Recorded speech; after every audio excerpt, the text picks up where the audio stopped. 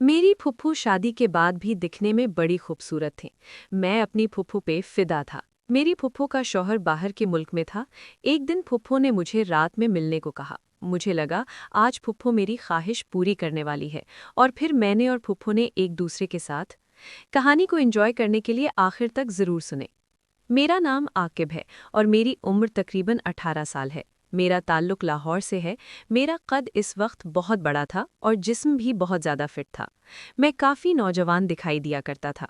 मैं अपनी जिसामत के लिहाज से उम्र से कुछ ज़्यादा बड़ा लगता था। मेरी ज़िंदगी काफ़ी हसीन चल रही थी। मैं बहुत ज़्यादा काम किया करता था।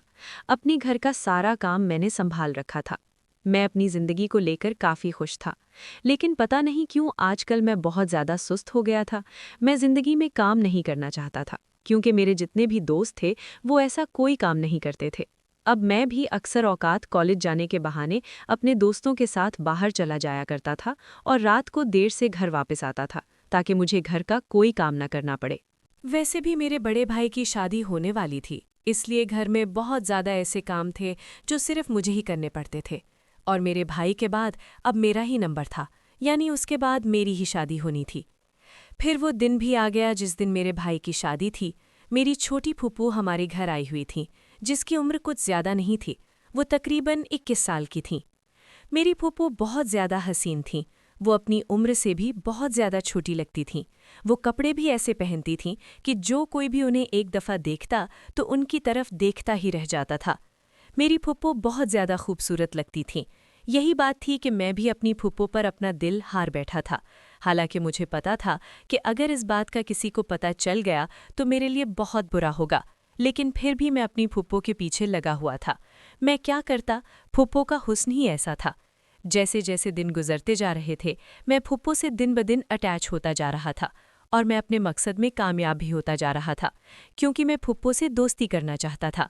लेकिन जैसे ही कुछ दिन गुजरे, मुझे इस बात का पता चला कि मेरी फूफू शादी करने वाली हैं। ये सुनकर मेरा दिल बुझ सा गया। यही वजह थी कि मैं अपनी फुफ्फो से दूर होने लगा और मेरी फुफ्फो की शादी हो गई। लेकिन मेरी फुफ्फो शादी करवाने के बाद भी अक्सर औकात मुझे कॉल कर लिया करती थी। लेकिन फिर कुछ यूं हुआ कि मेरी फुफ्फो का शौहर मुल्क से बाहर चला गया और मेरी फुफ्फो फिर से अकेली रह गई। मैं बहुत ज़्यादा खुश हुआ और अपनी फुफ्फो के घर चला गया। फूफो भी मुझे देखकर बहुत ज़्यादा खुश हुई, क्योंकि मेरी फूफो मेरी उम्र की ही थी। वो मुझसे सिर्फ 3 साल बड़ी थी। मेरी फूफो ने मेरा बहुत शानदार इस्तकबाल किया। मैं भी अपनी फूफो को इस हालत में देखकर बहुत ज़्यादा खुश हुआ। आज भी वो बहुत ज़्यादा हसीन लग रही थीं। फूफो को देखकर मैं हैरान रह गया था। वो पहले से भी ज़्यादा खूबसूरत हो गई थी और मेरे सामने ही मेरी फूफो बैठी हुई थी। मैं उनकी तारीफ़ें करने लगा। इस रोज़ मैंने अपनी फूफो से कह दिया कि आप तो बिल्कुल लड़की जैसी लगती हैं, ऊपर से इतनी ज़्यादा हसीन हैं। मेरी फूफो मुझसे कहने लगी, ऐसी बातें नहीं करते, कुछ रिश्तों का लिहाज रख लो। लेकिन मैं क्या करता, मेरी फूफो है ही बहुत ज़्यादा खूबसूरत थी। मैं अपनी फुप्पो के साथ कोई सीन बनाना चाहता था। अब जब भी मैं अपनी फुप्पो को देखता था, मेरी नीयत बदल जाती थी। फुप्पो को देखते ही मेरे अंदर अजीब किस्म की बेचैनी होने लगती थी। ऐसा मेरे साथ पहले कभी नहीं हुआ था। शायद मैं फुप्पो के साथ बहुत ज़्यादा मोहब्बत करने लगा था। जैसे जैसे दिन गुजरते जा रहे थे, मेरी तलब फुप्पो के लिए बढ़ती चली जा रही थी। मेरी फुप्पो को भी इस बात का एहसास होने लगा था। वो भी मेरी तरफ बहुत ज़्यादा मुतवज्जो होने लगी थी। मेरी फुप्पो शादी के बाद और ज़्यादा प्यारी लगने लगी थीं। उनकी खूबसूरती में दिन ब दिन इजाफा होता जा रहा था। फुप्पो की शादी को तकरीबन 2 साल गुजर चुके थे, लेकिन अभी तक फुप्पो के पास कोई औलाद नहीं थी।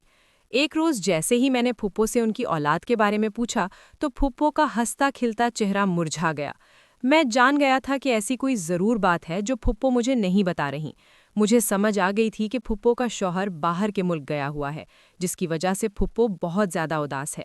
मैं उनकी इस उदासी को दूर करना चाहता था। लेकिन पता नहीं क्यों मेरी नज़र फुफ्फो पर से हटने का नाम नहीं ले रही थी। वो मुझे आज बहुत ज़्यादा खूबसूरत लग रही थी। ऊपर से उन्होंने बहुत प्यारे कपड़े पहने हुए थे। मेरा दिल चाहता था कि मैं बस उन्हें देखता ही जाऊं। मेरी फुफ्फो भी मेरी सारी बातों को समझ रही थीं। जैसे ही मेरी फुफ्फो ने मेरी तरफ देखा, वो मेरी नज़रों को समझ गईं। मेरी फूफो मुझसे ये कहकर चली गईं कि मैं तुम्हें रात के वक्त मिलूंगी। मैं इस बात पर बहुत ज़्यादा गौर करने लगा। शायद अब मेरी फूफो भी वही चाहती थी जो मैं उनसे चाहता था। मैं अब बेसब्री से रात का इंतज़ार करने लगा। जैसे ही रात का 1 बजा, मैं फूफो के कमरे की तरफ चला गया। लेकिन कमरे में बहुत ज़्यादा अंधेरा था। जैसे ही मैंने दरवाज़ा खोला, मेरी फूफो ने मेरा हाथ पकड़ा और मुझे कमरे के अंदर ले गई। मेरी फूफो उस रोज़ भी बहुत ज़्यादा उदास लग रही थीं। वो मुझसे कहने लगी कि उनका शौहर उन्हें औलाद नहीं दे सकता। मुझे फ़ौरन इस बात का मतलब समझ आ गया था कि मेरी फूफो ने मुझे यहाँ क्यों बुलाया है। मैं फूफो का सारा मतलब समझ गया था। मैंने उस रोज़ फूफो को तसल्ली दी कि आप जैसा चाहेंगी वैसा ही होगा। मेरी सारी ख्वाहिशात आज रात पूरी होने वाली थीं। मुझे कहने का मौका भी नहीं मिला और फूफो मेरा साथ दे रही थीं। वो मेरे साथ सारे काम करने लगी थीं। मैं भी इस काम में बहुत ज़्यादा महारत रखता था। मैं अपनी तरफ से पूरी कोशिश करने लगा कि फूफो मुझसे खुश हो जाए। फूफो भी बहुत ज़्यादा एंजॉय कर रही थीं। फूफो ने भी आज मुझे बहुत ज़्यादा खुश कर दिया था। मेरी ज़िंदगी में ये पहली दफ़ा हो रहा था। मेरी फूफो में बिल्कुल भी नखरा नहीं था। वो मेरी हर बात मान रही थी। मैं जैसे जैसे कह रहा था, फूफो वैसे वैसे कर रही थी, क्योंकि फूफो को भी इस काम में मज़ा आ रहा था। उस रोज़ फूफो ने जी भर कर सारा काम किया। फूफो भी उस रोज़ मुझसे कहने लगीं कि तुम कुछ दिन और हमारे घर रुक जाओ। ये सुनकर मेरी तो लॉटरी ही निकल आई थी। मैं तो पहले ही यही चाहता था कि मैं कुछ दिन और फूफो के साथ गुजारूं। मुझे फूफो की बहुत ज़्यादा आदत होती जा रही थी, लेकिन मैं ये ताल्लुकात ख़त्म करना चाहता था, क्योंकि कुछ ही दिन के बाद मेरा रिश्ता तय होने वाला था। 4 दिन रहने के बाद मैं फूफो के घर से दोबारा अपने घर वापस जाने लगा। मेरी फूफो ने मेरा बहुत ज़्यादा शुक्रिया अदा किया। मेरी फूफो कहने लगी कि तुमने मुझे बहुत ज़्यादा सुकून दिया है। मैं तुम्हारा ये एहसान कभी नहीं भूलूंगी। फूफो मुझे बहुत ज़्यादा दुआएं दे रही थीं और मुझसे कहने लगी कि मैं तुम्हें सारी ज़िंदगी नहीं भुला पाऊंगी। फूफो की ऐसी बातें सुनकर मेरी आंखों में भी आंसू आ गए।